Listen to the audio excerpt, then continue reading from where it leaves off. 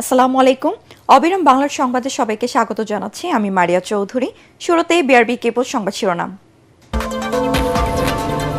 সরকারি নানা উদ্যোগে সত্ত্বেও দুর্ভোগ কমছে না গ্রাহকদের। পরিবহন মালিকদের অযৌক্তিক ভাড়া বৃদ্ধি ঠেকাতে সরকারকে নজর রাখার দাবি যাত্রীদের।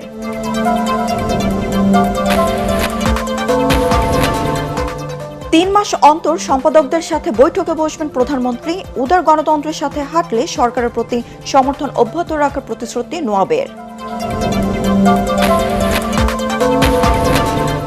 ফিরতি ফ্লাইটে টিকিট না থাকায় ওমরা পালনে গিয়ে বিপাকে 33 বাংলাদেশি। অভিযুক্ত হজ এজেন্সির বিরুদ্ধে আইনি ব্যবস্থা নেওয়ার দাবি।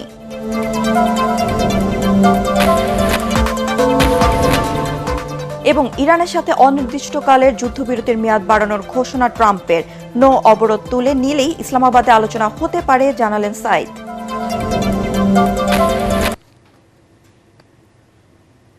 শুনছিলেন বিআরবি কেবল সংবাদ শিরোনাম। এবার জানিয়ে দেব বিস্তারিত।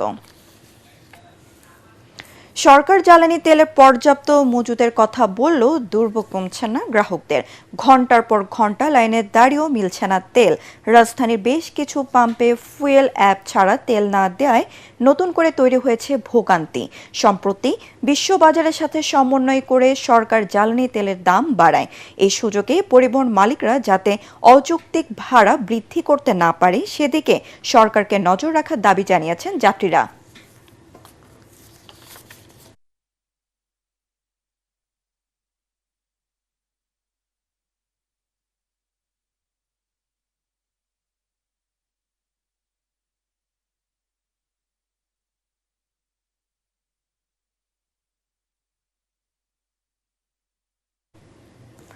দর্শক, রাজধানীর ফিলিং স্টেশনগুলোতে নজর রাখছেন সহকর্মী তৌহিদ নিশান।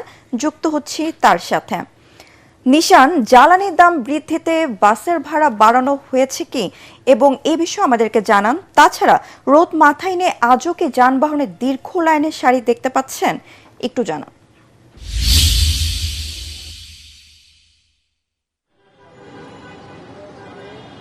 মারিয়া, যেমনটি বলছিলেন, তীব্র রোদের মধ্যে আজকে বাংলাদেশে তেলের দাম বাড়ানোর চতুর্থ দিন এবং চতুর্থ দিনে এসেও এখানে আমরা যা দেখতে পাচ্ছি, গতকাল কিছুটা লাইনের পরিমাণ কম থাকলেও আজকে আবার সেই একই চিত্র আমরা দেখতে পাচ্ছি। ফিলিং স্টেশনগুলোর সামনে যেই গত 2 মাস যাবৎ লম্বা লাইন আমরা দেখতে পাই এই তেলের কেনার জন্য, সেটি গতকাল কিছুটা কম থাকলেও আজকে আবার পুনরায় আগের মতোই আমরা দেখতে পাচ্ছি। আমি যদি একটু দেখানোর চেষ্টা করি, এখানে এই পাশাপাশি আমি এই মুহূর্তে পরিবাগের একটি স্টেশনে আছি। এখানে পাশাপাশি 2টি পাম্প রয়েছে। পাশের পাম্পটি বন্ধ থাকায় এই পাশের একটি পাম্পটিতে বেশ চাপ পড়েছে এবং এই পাম্পের যেই লাইনটি এই শাহবাগ থেকে শুরু হয়ে একদম কাটাবন থেকে ঘুরে এসে আবার এই শাহবাগ পর্যন্ত এসেছে, মানে এতটা দীর্ঘ লাইন। আর গণপরিবহনের যেই কথাটি বলছিলেন, এই তেলের দীর্ঘ লাইনের কারণে অনেকেই ব্যক্তিগত গাড়ি ব্যবহার এখন বাদ দিয়েছেন, কারণ দীর্ঘ সময় লাইনে দাঁড়িয়ে থেকে তেল নিতে হয় এবং সেটি পাওয়ারও সম্ভাবনা থাকে না। অনেক সময় ডিপো থেকে তেল না আসায় অথবা তেলের লাইনের কাছে শেষ করে আসার সময় দেখা যায় যে তেল শেষ হয়ে গিয়েছে। এ কারণে অনেকে ব্যক্তিগত গাড়ি ব্যবহার বাদ দিয়ে গণপরিবহন ব্যবহার করা শুরু করেছেন, এমনও অনেককে আমরা পেয়েছি। যে কারণে যে গণপরিবহনগুলো রয়েছে রাজধানীতে, অর্থাৎ বাস এবং মেট্রো রেল, সেই গণপরিবহনগুলোতে কিছুদিন যাবত একটি বাড়তি চাপ পড়ছেন, কারণ মানুষজন অফিস আদালতে যাতায়াতের জন্য ব্যক্তিগত গাড়ি ব্যবহার বাদ দিয়ে এখন গণপরিবহন বেছে নিচ্ছেন তেল সংকটের কারণে। তো মারিয়া, রাজধানীর পেট্রোল পাম্পগুলো থেকে যদি সবশেষ বলতে চাই, এই ছিল এখনকার মতো সবশেষ খবর। মারিয়া। নিশান, আপনাকে ধন্যবাদ। পরবর্তী তথ্য জানতে আমরা আবার আপনার সাথে সংযুক্ত হব। 3 মাসে একবার সম্পাদকদের সাথে বৈঠকে বসবেন প্রধানমন্ত্রী তারেক রহমান। দুপুরে সচিবালয়ে সংবাদপত্র মালিকদের সংগঠন নবের সঙ্গে প্রধানমন্ত্রীর বৈঠক শেষে কথা জানিয়েছেন তথ্য ও সম্প্রচার প্রতিমন্ত্রী ইয়াসার খান চৌধুরী। এ সময় নব সভাপতি মতিউর রহমান চৌধুরী জানান, গণমাধ্যমের স্বাধীনতা হস্তক্ষেপ না করার প্রতিশ্রুতি দিয়েছেন সরকার প্রধান। তিনি জানান, বিনা কারণে কোনো সাংবাদিক যাতে হেনস্থাতা না করা হয় সেই বিষয়টি দেখার আশ্বাস দিয়েছেন প্রধানমন্ত্রী। উদার গণতন্ত্রের পথে হাঁটা অব্যাহত থাকলে নবের সমর্থন অব্যাহত থাকবে বলেও জানিয়েছেন সংগঠনটি। বৈঠকে অতীতের সরকারের মতো গণমাধ্যমের জন্য প্রতিকূল পরিবেশ তৈরি হয় এমন কিছু বর্তমান সরকার করবে না বলেও জানিয়েছেন প্রধানমন্ত্রী। বৈঠকে ওয়েস্টবোর্ড সরকারের কাছে সংবাদপত্রের বকেয়া বিল নিয়েও আলোচনা হয়।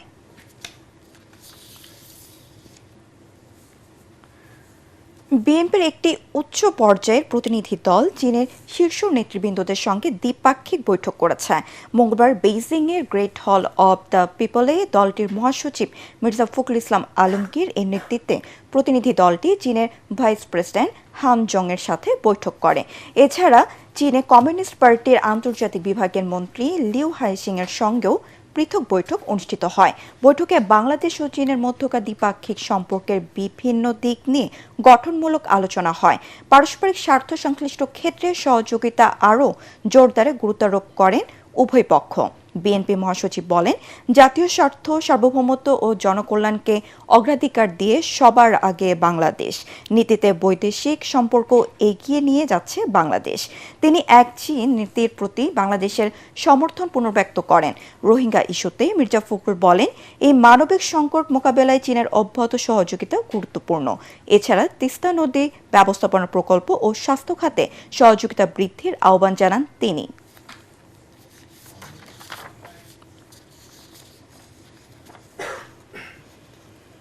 সংসদ সদস্যদের ট্যাক্স ফ্রি গাড়ি ও প্লট বরাদ্দ না দেওয়ার ব্যাপারে ঐকমত্য প্রকাশ করেছে সরকার ও বিরোধী দল।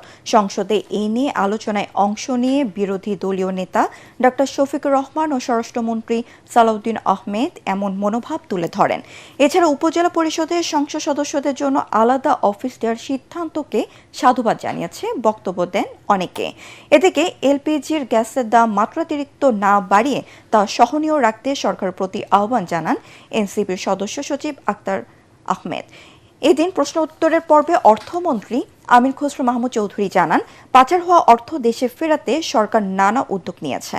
পুঁজিবাজার সংস্কারে কমিশন গঠনেরও পরিকল্পনার কথা জানান তিনি। আমাদের মাননীয় প্রধানমন্ত্রী যেদিন সংসদ নেতা নির্বাচিত হয়েছেন, আমাদের পার্লামেন্টারি পার্টি মিটিংয়ে প্রথমেই দুইটা অনুশাসন দিয়েছেন যে আমরা এমপিরা এই নতুন পার্লামেন্টে জনপ্রত্যাশা অনুযায়ী আলাদা কোনো সুযোগ সুবিধা নেব না। সেই হিসাবে তিনি অনুশাসন দিয়েছেন। একটা আইন আছে, এটা সংসদ বিষয়ক মন্ত্রণালয়ের অধীনে সংসদ সচিবালয় থেকেই লিড করবে। এই আইনে আমরা একটা সংশোধনী আনবো যে এই মহান জাতীয় সংসদের কোনো সদস্য আমরা ট্যাক্স ফ্রি গাড়ি নেব না।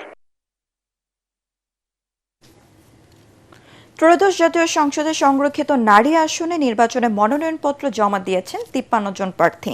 এরই মধ্যে রয়েছেন বিএনপি জোটের 36, জামায়াতের 13 ও স্বতন্ত্র 4 জন প্রার্থী। নারীর অধিকার প্রতিষ্ঠা সহ জনকল্যাণে শক্তিশালী ভূমিকা রাখবেন বলে জানিয়েছেন তারা। আগামী 22 ও 23 এপ্রিল মনোনয়নপত্র যাচাই বাছাই করবে নির্বাচন কমিশন। প্রার্থিতা প্রত্যাহার করা যাবে 29 এপ্রিল পর্যন্ত। জাতীয় সংসদে ভোট গ্রহণ অনুষ্ঠিত হবে আগামী 12 মে।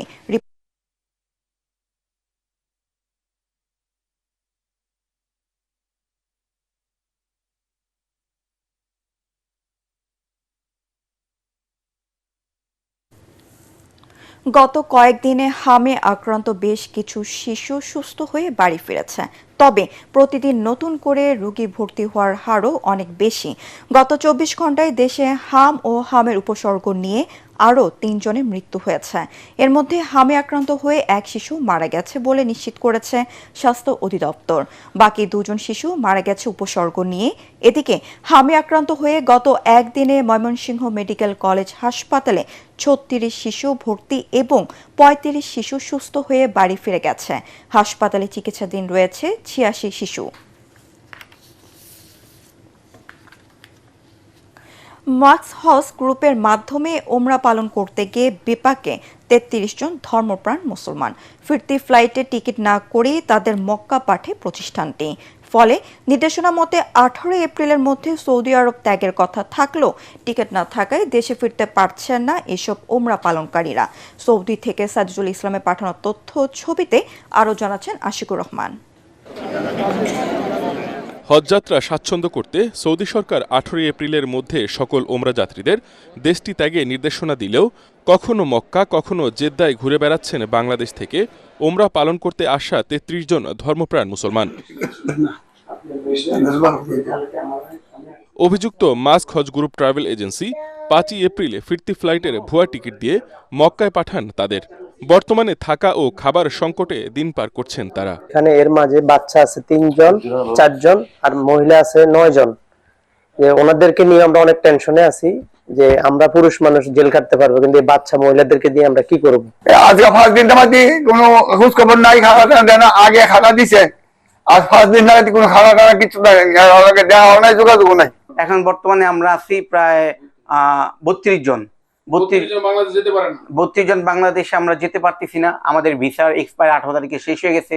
অভিযুক্ত ট্রাভেল এজেন্সিটির বিরুদ্ধে তদন্ত সাপেক্ষে প্রয়োজনীয় শাস্তিমূলক ব্যবস্থা গ্রহণে ধর্ম মন্ত্রণালয়কে অনুরোধ জানিয়েছে মক্কার বাংলাদেশ হজ মিশন। রিটার্ন টিকিট সংগ্রহ করতে পারেনি, তেমনি একটি এজেন্সির এই সমস্যাটি হয়েছে। আমরা আমাদের পক্ষ থেকে ধর্ম বিষয়ক মন্ত্রণালয়ে লিখিতভাবে জানিয়েছি। সরকার আশা করি দ্রুত এই সমাধানের ব্যবস্থা গ্রহণ করবে। এজেন্সি ব্যবসার নামে প্রতারণাকারীদের বিরুদ্ধে কঠোর ব্যবস্থা নেওয়ার দাবি জানিয়েছেন অনেক প্রবাসীও। আশিকুর রহমান, এটিএন বাংলা। এবার ইরান আমেরিকা যুদ্ধ প্রসঙ্গ।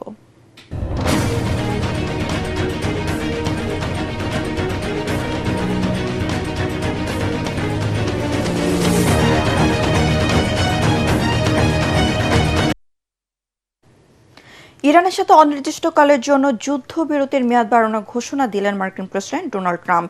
সামাজিক মাধ্যমের এক বার্তায় তিনি জানিয়েছেন, পাকিস্তানের অনুরোধেই এমন উদ্যোগ নেওয়া হয়েছে। এর মাঝে ইরান সরকার একটি শান্তি প্রস্তাব জমা দেবে বলে আশা প্রকাশ করেন ট্রাম্প। তবে অস্ত্রবিরতির মেয়াদ বাড়ালেও উপসাগরীয় অঞ্চলে নৌ অবরোধ বজায় রাখার সিদ্ধান্তে অটল তিনি। কিন্তু জাতিসংঘে নিযুক্ত ইরানি রাষ্ট্রদূত আমির সাইদ বলছেন, নৌ বন্দরগুলো থেকে অবরোধ তুলে নিলে ইসলামাবাদে আলোচনায় মুখোমুখি হতে পারে দুই বৈরী প্রতিপক্ষ। আরও জানাচ্ছেন আদিব মোহাম্মদ। মঙ্গলবার সকালে হোয়াইট হাউসে পায়চারি করছিলেন প্রেসিডেন্ট ডোনাল্ড ট্রাম্প। কারণ এক গাদা শর্ত দিয়ে ইরানের কাছে যে প্রস্তাব পাঠানো হয়েছে তার কোনোই উত্তর নেই। একেবারে চুপ মেরে আছে তেহরান। এর মাঝেই ভাইস প্রেসিডেন্ট জেডি ভ্যান্সকে ডেকে পাঠালেন। দুজনে মিলে কিছুক্ষণ সলা পরামর্শ করে পাকিস্তানের প্রধানমন্ত্রী শেহবাজ শরীফ এবং দেশটির সেনাপ্রধান ফিল্ড মার্শাল আসিম মুনিরের সঙ্গে টেলিফোনে বার্তা বিনিময় করলেন। এরপর ট্রাম্প সিদ্ধান্ত নিলেন যুদ্ধবিরতির মেয়াদ বৃদ্ধির। ভ্যান্সকে জানিয়ে দিলেন আপাতত ইসলামাবাদে না গেলেও চলবে। সেই সাথে ট্রুথ সোশ্যালে বার্তা দিলেন, ইরানের সাথে অনির্দিষ্টকালের জন্য যুদ্ধবিরতির মেয়াদ বাড়িয়েছেন। আর তা করেছেন মূলত পাকিস্তানের প্রধানমন্ত্রী শেহবাজ শরীফ এবং দেশটির সেনাপ্রধান ফিল্ড মার্শাল আসিম মনিরের অনুরোধেই। এই দুজন তাকে বুঝিয়েছেন ইরানের ক্ষমতাসীনরা কিছু কিছু বিষয়ে একমত হতে পারছেন না, তাই তাদের আরো সময় প্রয়োজন। সেই প্রেক্ষাপটেই এই সিদ্ধান্ত। এর মাঝে ইরান সরকার একটি শান্তি প্রস্তাব জমা দেবে বলে আশা প্রকাশ করেছেন ট্রাম্প। তবে অস্ত্রবিরতির মেয়াদ বাড়ালেও উপসাগরীয় অঞ্চলে নৌ অবরোধ বজায় রাখার সিদ্ধান্তে অটল তিনি। ওদিকে জাতিসংঘে নিযুক্ত ইরানের রাষ্ট্রদূত আমির সাইদ বলেছেন, নৌ বন্দরগুলো থেকে আমেরিকা অবরোধ তুলে নিলেই ইসলামাবাদে আলোচনায় মুখোমুখি হতে পারে দুই চির বৈরী প্রতিপক্ষ। অন্যদিকে বেশ স্পর্শকাতর এক তথ্য দিয়েছে সিএনএন। গণমাধ্যমটি বলছে, গত 7 সপ্তাহের মধ্যপ্রাচ্য যুদ্ধে যুদ্ধ বিমান থেকে প্রতিপক্ষকে ঘায়েলে ব্যবহৃত মিসাইল এবং আকাশ প্রতিরক্ষা ব্যবস্থায় ঘাটতি দেখা দিয়েছে পেন্টাগনের সামরিক ভান্ডারে, যে কারণে বাধ্য হয়ে যুদ্ধবিরতি বাড়িয়েছেন ট্রাম্প।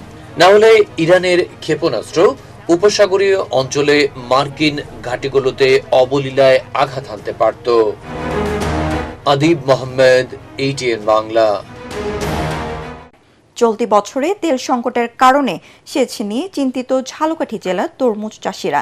কৃষকরা জানিয়েছে, সংকটের কারণে আবাদ মৌসুমের শুরুতে প্রয়োজনীয় সার ওষুধ দিতে পারেনি অনেকেই। আর কৃষি বিভাগ বলছে, চাষিদের নিয়মিত প্রয়োজনীয় কারিগরি পরামর্শ দেওয়া হচ্ছে। ঝালকাঠির প্রতিনিধি HM নাসিরউদ্দিনের রিপোর্ট, জানাচ্ছেন মাসুদ রানা।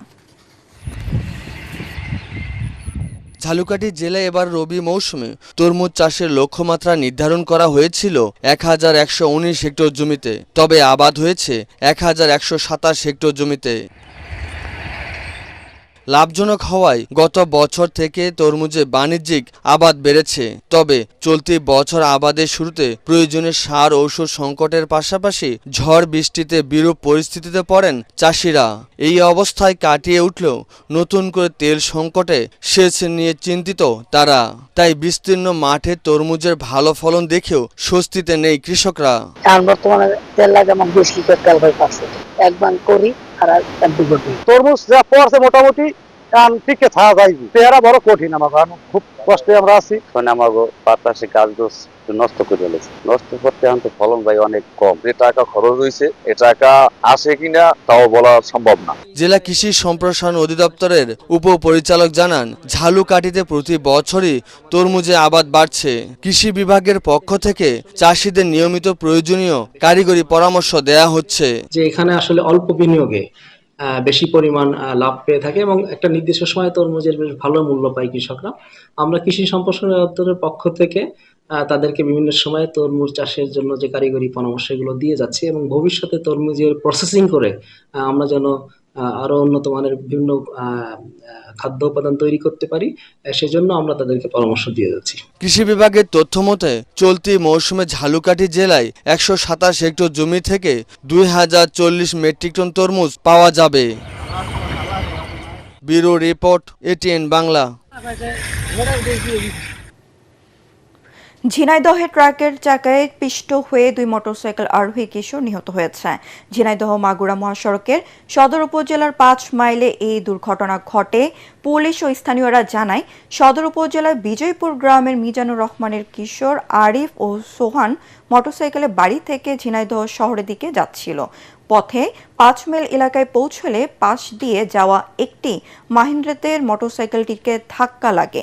এই সময় মোটরসাইকেলটি ছিটকে সামনের দিক থেকে আসা বালি বোঝাই ট্রাকের নিচে চাপা পড়ে।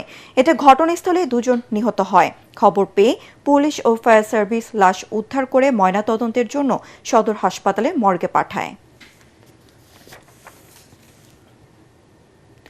রাজধানীর মোহাম্মদপুর জেনেভা ক্যাম্পে অভিযান চালিয়ে প্রায় অর্ধ কোটি টাকা মূল্যের মাদক ও একটি বিদেশি অস্ত্র উদ্ধার করেছে আইনশৃঙ্খলা বাহিনী।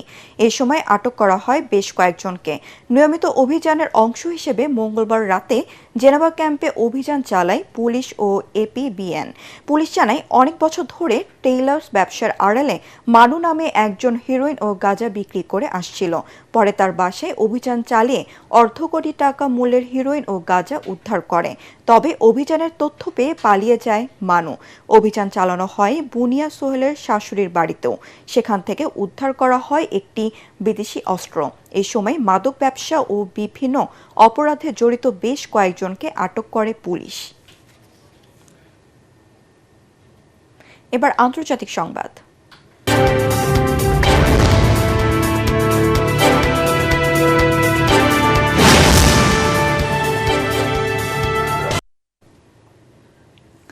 লেবানন ইসরায়েলের পরিস্থিতি নিয়ে নতুন করে কূটনৈতিক তৎপরতা জোরদার করেছেন ফ্রান্সের প্রেসিডেন্ট ইমানুয়েল ম্যাক্রো। তিনি লেবানন এবং ইসরায়েল থেকে সেনা প্রত্যাহার এবং সশস্ত্র গোষ্ঠী হিজবুল্লাহকে নিরস্ত্রীকরণের আহ্বান জানিয়েছেন। আল জাজিরা জানিয়েছেন, সামাজিক যোগাযোগ মাধ্যমে দেওয়া এক পোস্টে লেবাননের প্রধানমন্ত্রী নওয়াফ সালাম এবং দেশটির জনগণের প্রতি সমর্থন জানান ফ্রান্সের প্রেসিডেন্ট। বলেন, মানবিক সংকট মোকাবেলা ও বাস্তবচ্যুত মানুষের সহায়তার ফ্রান্স লেবাননের পাশে রয়েছে। ম্যাকো জোর দিয়ে বলেন, লেবানন ও ইসরায়েলের মধ্যে দীর্ঘমেয়াদী স্থিতিশীলতা অর্জন সম্ভব কেবল একটি রাজনৈতিক সমঝোতার মাধ্যমে। এই সমঝোতা উভয় দেশের নিরাপত্তা নিশ্চিত করবে এবং লেবাননের ভূখণ্ডগত অখণ্ডতা রক্ষা করবে।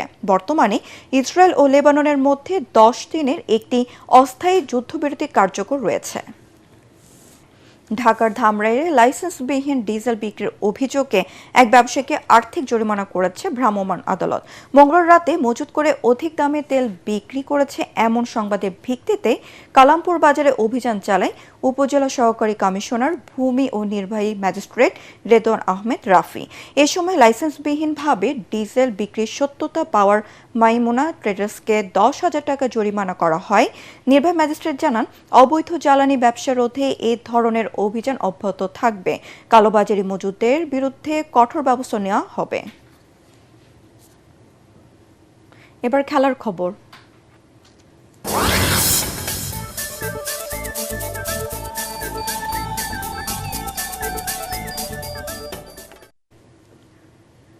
এবার Dutch Bangla Bank powered by rocket cosponsor rocket pay Bangladesh New Zealand series প্রসঙ্গ।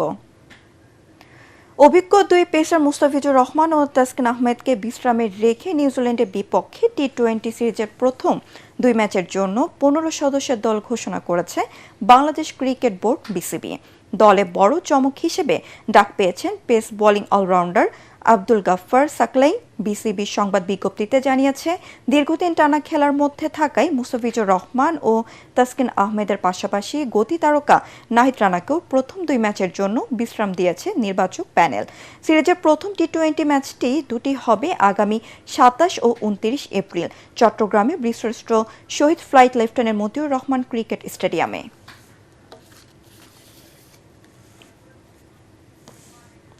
4 ম্যাচ পর লা লিগার স্বস্তি জয় পেয়েছে রিয়াল মাদ্রিদ। নিজেদের মাঠে তারা আলাভেসকে 2-1 ব্যবধানে হারিয়েছে। এদিকে ইংলিশ প্রিমিয়ার লিগে চেলসিকে 3-0 গোলে পরাজিত করে পয়েন্ট টেবিলের 6ষ্ঠ স্থানে উঠে এসেছে ব্রাইটন। জয়ের পাশাপাশি তারা ইউরোপীয় প্রতিযোগিতায় অংশগ্রহণের সম্ভাবনা উজ্জ্বল করেছে। পরাগ আরমানির রিপোর্ট। চ্যাম্পিয়ন্স লিগের কোয়ার্টার ফাইনাল থেকে ছিটকে যাওয়া এবং টানা 4 পরাজয়ে বিপর্যস্ত ছিল রিয়াল মাদ্রিদ। তাই লা লিগায় আত্মবিশ্বাস ফিরে পাওয়ার জন্য আলাভেজের বিপক্ষে জয়টা তাদের জন্য জরুরি ছিল। খেলার 30 মিনিটে কিলিয়ান এমবাপ্পের গোলে এগিয়ে থেকে বিরতিতে যায় লা ব্লাঙ্কোরা। দ্বিতীয়ার্ধে ব্যবধান বাড়ানোর চেষ্টা করতে থাকে আলভারো আলবেলোয়ার দল। 50 মিনিটে ভিনিসিয়াস জুনিয়রের চোখ ধাঁধানো গোলে ব্যবধান দ্বিগুণ করে রিয়াল মাদ্রিদ। তবে যোগ করার সময় 3য় মিনিটে টনি মার্টিনেজ একটি গোল শোধ করলেও আলাভেজের পরাজয় ঠেকাতে পারেননি। এই জয়ে পয়েন্ট টেবিলের শীর্ষে থাকা বার্সেলোনার সঙ্গে ব্যবধান 6 নামিয়ে আনল লা ব্লাঙ্কোরা। এদিকে ইংলিশ প্রিমিয়ার লিগে চেলসিকে পরাজিত করার পাশাপাশি ইউরোপিয়ান প্রতিযোগিতায় খেলার আশা আরও বাড়িয়ে তুলেছে ব্রাইটন। নিজেদের মাঠে তারা চেলসিকে 3-0 গোলের বড় ব্যবধানে পরাজিত করে। এই জয়ে 36 ম্যাচে 50 পয়েন্ট নিয়ে লিগ টেবিলের 6ষ্ঠ স্থানে উঠে এলো ব্রাইটন। পরাগ আরমান, এটিএন বাংলা। শেষ করার আগে বিআরবি কেবল সংবাদ শিরোনাম আরও একবার। সরকারি নানা উদ্যোগ থাকা সত্ত্বেও দুর্ভোগ কমছে না গ্রাহকদের। পরিবহন মালিকদের অযৌক্তিক ভাড়া বৃদ্ধি ঠেকাতে সরকারকে নজর রাখার দাবি যাত্রীদের।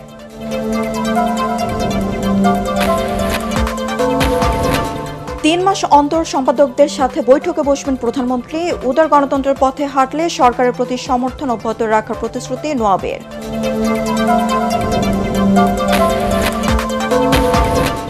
ফিরতি ফ্লাইটে টিকিট না থাকায় ওমরা পালনে গিয়ে বিপাকে 33 বাংলাদেশি অভিযুক্ত হজ এজেন্সির বিরুদ্ধে আইনি ব্যবস্থা নেওয়ার দাবি।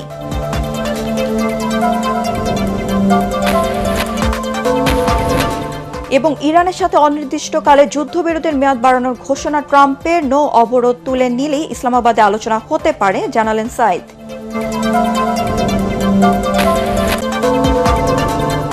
পরবর্তী সংবাদ দেখার আমন্ত্রণ জানিয়ে এখনকার মতো শেষ করছি।